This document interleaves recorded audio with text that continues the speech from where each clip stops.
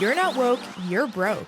I'm your host, certified financial therapist, Jaelyn Vickery, guiding you towards becoming someone who finally trusts themselves with money. If you're ready to transform your financial identity through real money talk, money news, and money stories, turn up the volume and tune in. This is Finance, Fitness, and Finesse. Hey, Finessers! It's your host, JaeVic. Welcome back to another episode of Finance, Fitness, and Finesse. We are in the studio on a Friday, also known as F3 Fridays or Finance Friday, and it's the perfect time to learn the money term of the day. Today's money term is deductible. A deductible is the amount that you have to pay before your insurance will pay anything. This is different from your insurance premium, which you pay just to have an insurance policy in general. Yep, that's right, Finessers. Healthcare is double dipping, and we're going to talk about what your options are for pursuing healthcare, whether you have it through a job, externally. We got a listener of the show, a Finesser from Texas, who sent in an audio clip with a question. Let's get that pulled up. Hey, JaeVic.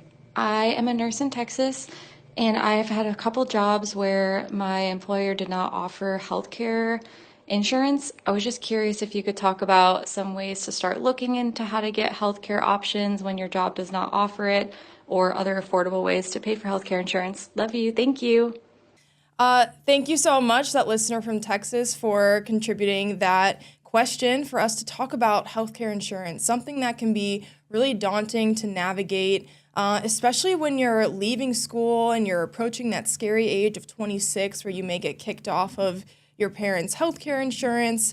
So in regards to your question about some healthcare options when you don't have it through an employer, this is really important to address. And one reason why I wanted to bring this up is because I recently read an article about a person named Alex Smith, who was the reason why a law was created in Minnesota called Alex Law.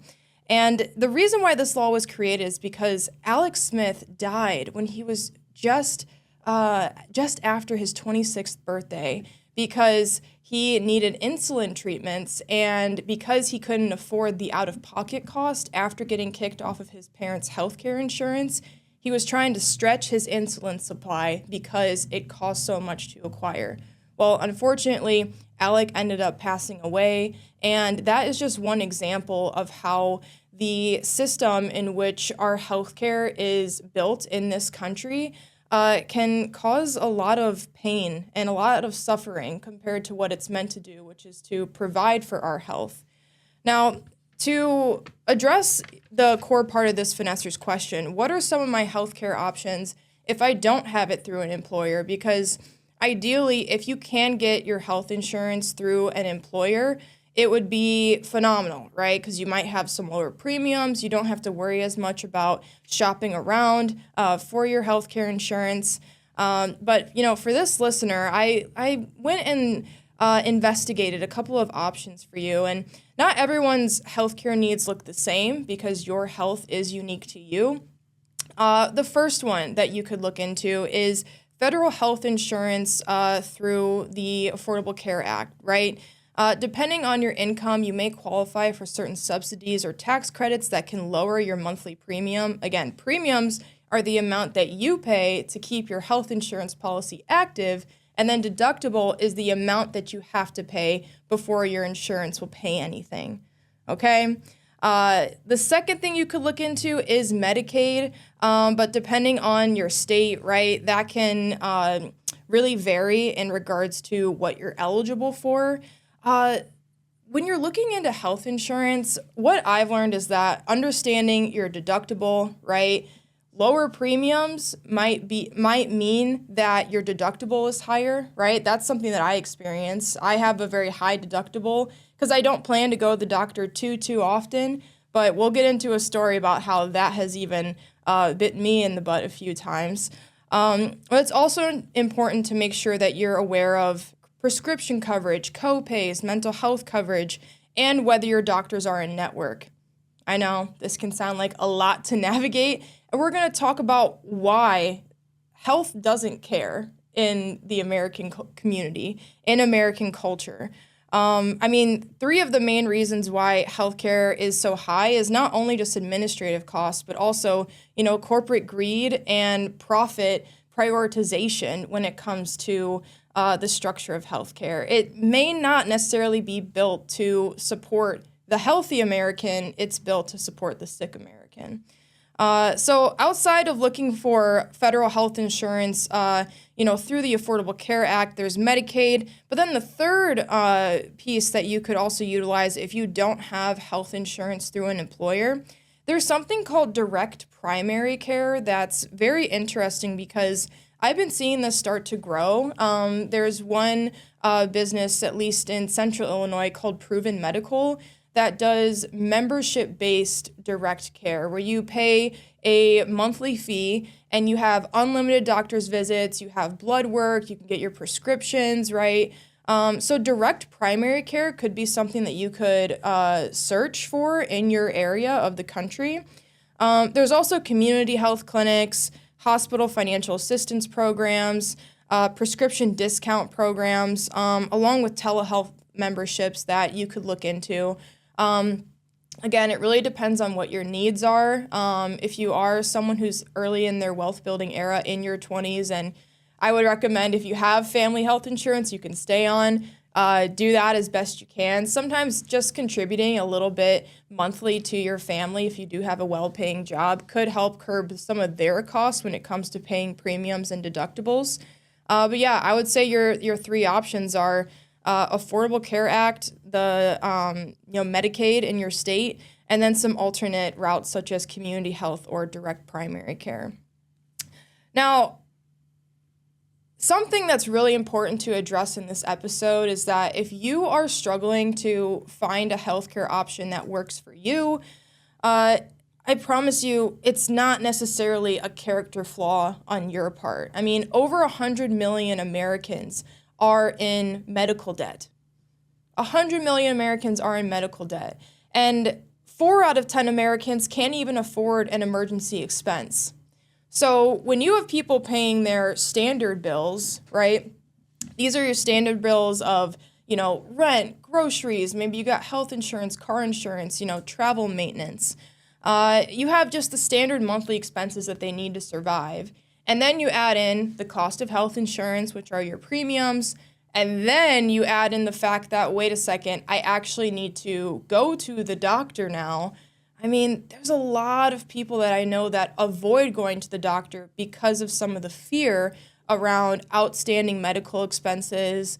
There's a large chunk of Americans that, we even avoid going to a doctor if we know that we have an outstanding balance because we aren't sure if we're going to get turned away. I mean, think about that example earlier of, Alex Smith from Arizona. Young man, can't afford health insurance, can't afford to pay for his medication that he needs to survive. He didn't know a safe space to go and seek out additional resources. And this young person died alone in their home just because they didn't have the health care that they needed to provide for their needs. As consumers, we have so much more power and say in how this system operates, but what keeps us stuck is a fear-based approach to actually advocating for lasting change. I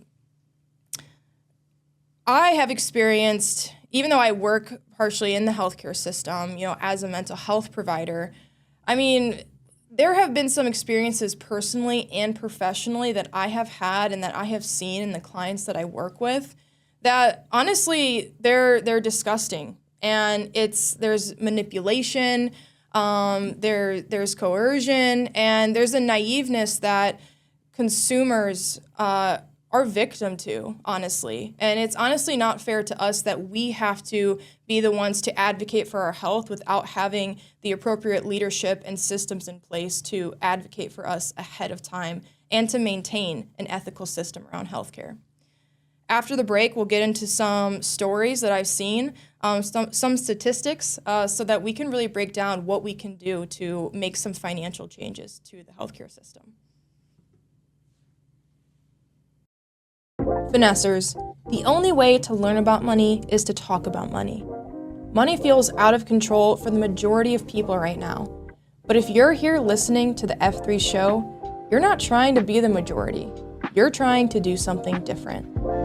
Dimensional Wealth provides financial therapy and money coaching. Our services are designed to help you get your money organized by understanding the emotional and behavioral patterns affecting your bank account. Stop procrastinating when it comes to your money. Overcome impulsive spending, money anxiety, and heal from money trauma.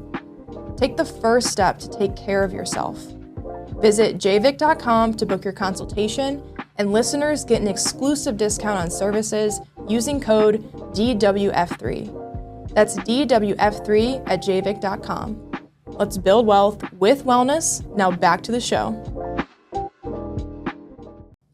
Finessers, nearly 7 out of 10 Americans say that they receive medical bills that they cannot afford.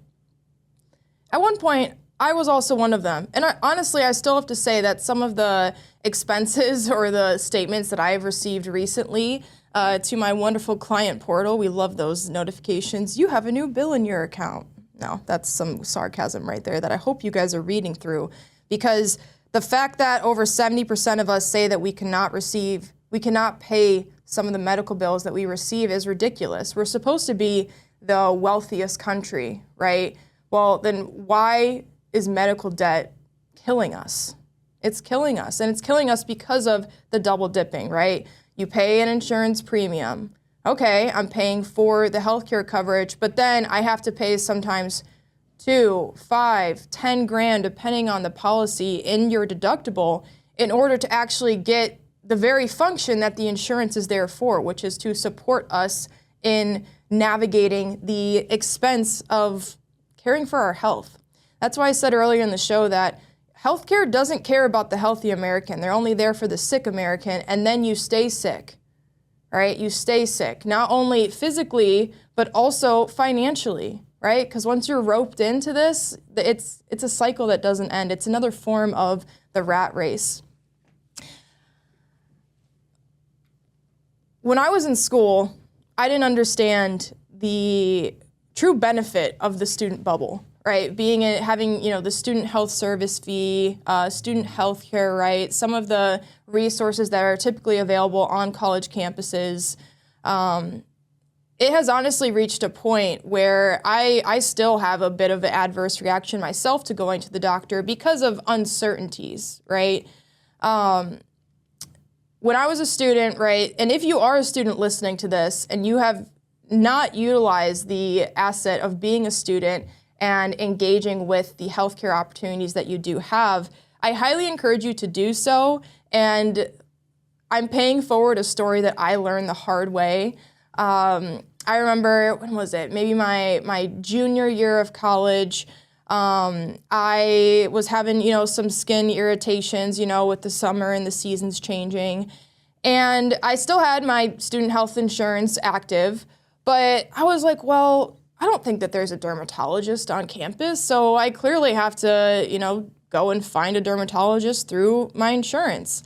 Well, this was before I knew about in-network, out-of-network. I just thought it was as simple as Googling, in dermatologists near me. So I do that, and I find a provider, right? I even call ahead. I'm like, hey, do you guys accept, so-and-so insurance? They're like, yeah, we accept that. Okay. I go see the doctor. It's, maybe a 20-minute meeting, and, they prescribe me with a topical ointment that, did the trick. But 2 weeks later, I get a $500 bill in the mail. And I was like, first of all, $500 for 20 minutes. What? Second of all, I thought that I had insurance that helped me pay for these things. I'm 20, 21 years old. I'm, working barely part-time while I'm trying to finish school. A $500 expense, can't afford that. Well, I ended up paying on it anyway, right? And what I didn't realize was that I could have gotten that same exact care on campus because I was already paying for it through my tuition. So if you're a student listening right now and you're in the bubble of a campus community, be sure to investigate that resource first. Now, if you're not a student listening to this, I have another story for you, okay? a couple weeks ago, I was trying to establish a new primary care provider. I'm blessed where I don't have to go to the doctor very often. I really seek to take care of my health, have a preventative approach to my health. And I called my insurance, right? And this is some of the PTSD from that $500 bill that I experienced, several years back when I was a junior in college. I'm calling my insurance and I'm asking them, okay, who is in network?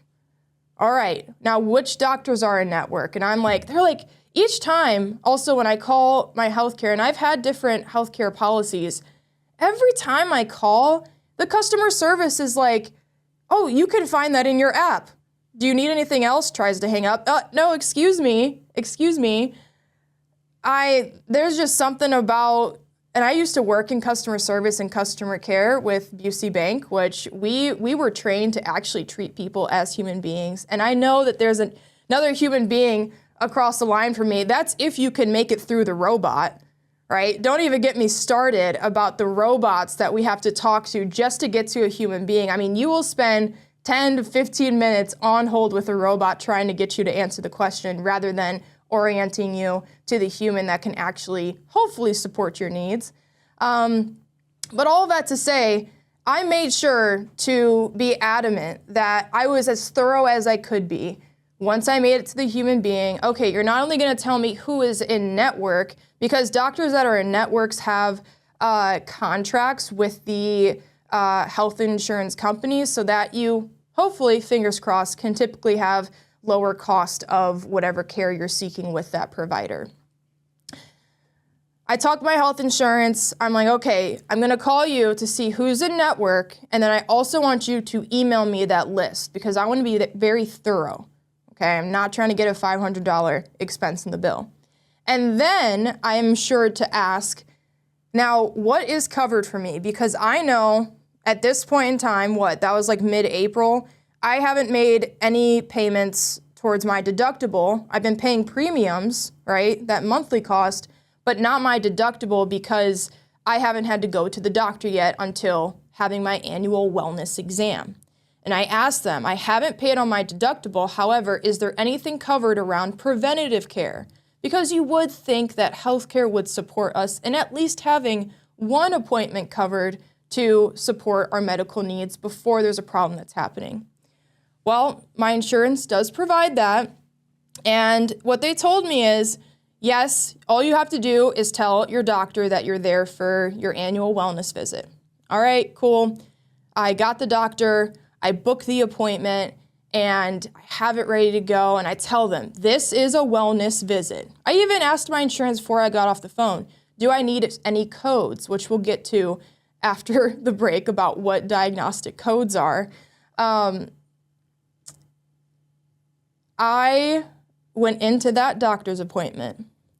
The doctor was very sweet. I mean, she's a wonderful woman, brilliant, listened to my needs, in and out, 20-minute appointment.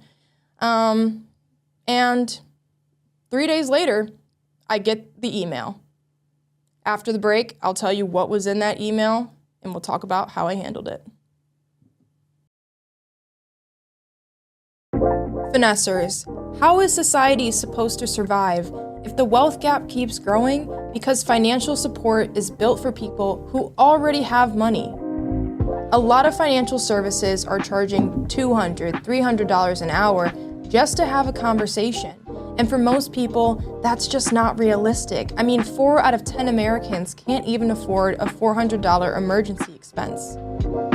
Dimensional Wealth offers financial therapy and money coaching through a pay-per-minute model starting at just $1.50 per minute. You pay for the time you need, time and money, 2 of your most important assets back in your control. In just 8 sessions, our clients see lasting change, becoming more organized, more confident, and navigating their money decisions with more ease. So if you've been putting off getting financial support because of time or cost, now you have no excuse. Visit JaeVic.com to book your consultation, and listeners of the show get an exclusive discount on services using code DWF3. That's DWF3 at JaeVic.com. You're not woke, you're broke. Now back to the show. 3 days after I established care with my primary care provider, after a very thorough routine of calling my healthcare insurance, asking who's in network, getting a list of it, right? I also called the provider who they said was in network. I asked, are you in network with X insurance? Okay, can I get an estimate cost of care as well? I mean, I'm trying to be thorough to know what am I getting myself into, because I'm not trying to pay for just a standard wellness visit. I'm not trying to pay hundreds of dollars for 20 minutes with a doctor for what I feel are at least pretty straightforward needs for a young and healthy American that's trying to stay that way as long as I can, right? I get this invoice in the mail, or at least via email, and I open it and it says, Jaelyn Vickery, you owe us $300 for your most recent visit. How would you like to pay? And I felt so defeated. I mean, not necessarily defeated. I was pretty pissed off, if I'm being frank, because I probably spent cumulatively an hour and a half on the phone with the care provider and with my insurance to try and see what my options were to just get an annual exam, maybe some annual blood work, right, if it's covered. And I was told that it was all covered, right? I even asked about the diagnostic codes that were needed. Now, diagnostic codes, the reason why you should know about that as a consumer that is paying for healthcare is because whatever code that your doctor or your care provider, it could even be a therapist, puts in to submit to insurance, that is how insurance deems what they will or what they won't pay for, right? And I'm gonna be honest, guys, being a mental health therapist, I have heard some pretty corrupt things in the field of healthcare overall between myself, between people who I know that work in the healthcare industry as nurses or doctors or just other types of providers. I've had even some previous employers tell me, hey, Jay, you may want to use this diagnostic code because it'll get covered for your client. Not actually giving the client the appropriate code because insurance doesn't cover an advanced diagnosis like that. Money is a game. Healthcare is a game. Wake up. It's not as simple as it's painted out to be. I get this bill in the mail and I immediately call my insurance. I was like, what's the deal? You guys told me that this was covered. And my insurance tells me, and each time I call my insurance, I'm always sure to say, if I'm talking to a customer care representative, this is coming from my own heart of my roots starting in customer care that led me into becoming a financial therapist, is I tell customer care workers or service workers, my tone is not directed towards you, it's directed at the situation. So I just want to normalize not projecting your anger onto the customer service rep because they are probably experiencing the same exact thing as you are. They just happen to have found a job with that employer, probably because they need the healthcare insurance. So I encourage you to utilize that disclaimer because I had to, because I was talking hot to this person. I said, hey, this isn't directed at you, it's directed at the situation. What's the deal with this?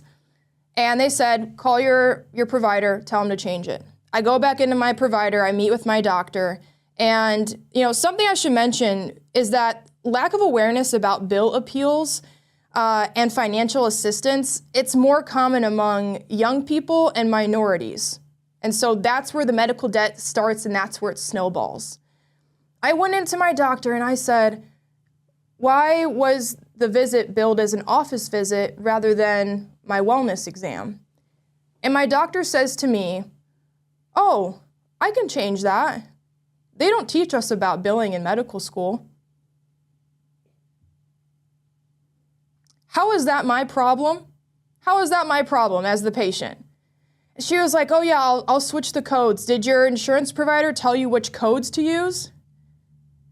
So you're telling me that to be a healthy American, I have to know about what's in network, what's not in network, premiums, deductibles, co-pays, CPT codes, diagnostic codes, and then I have to advocate for myself to get the right code submitted so that I can play the game of what or what not to pay for?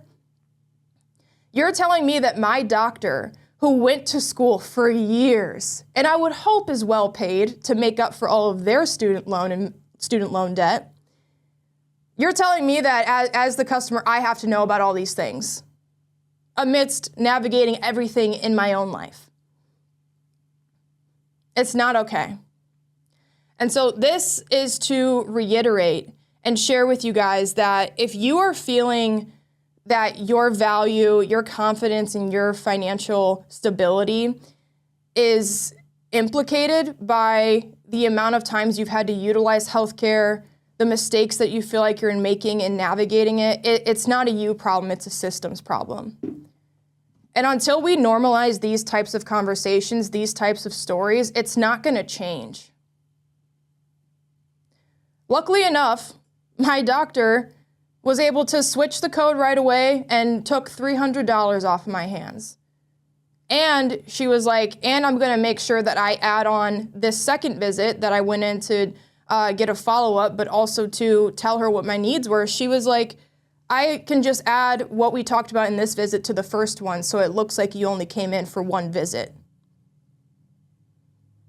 These are the types of games that are being played, and I'm very thankful for my healthcare provider. If you're pursuing mental health, you may need to, consider what your providers might be doing so that you can get your care paid for. But the other issue is it's placing healthcare providers in a bad place just so that we can take care of our clients and make sure that they can continue to receive the care that they need. Let's stand together, let's make a change, and let's truly understand what's within our bandwidth to control. And the best thing that we have is self-advocacy and self-awareness. Thank you guys so much for tuning in to this episode of Finance, Fitness, and Finesse. I'm your host, certified financial therapist JaeVic.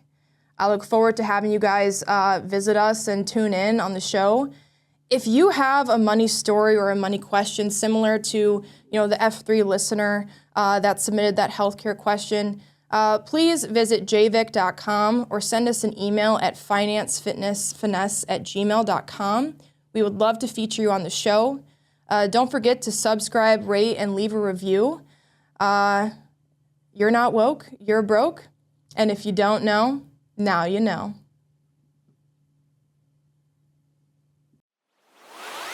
Thank you for tuning in to this episode of Finance, Fitness, and Finesse. If this episode shifted how you think or feel about money, pass it along to someone you care about. Got a real-life money story, question, or discovery? Send it our way at financefitnessfinesse@gmail.com or connect with us on social media. And remember, you're not woke, you're broke.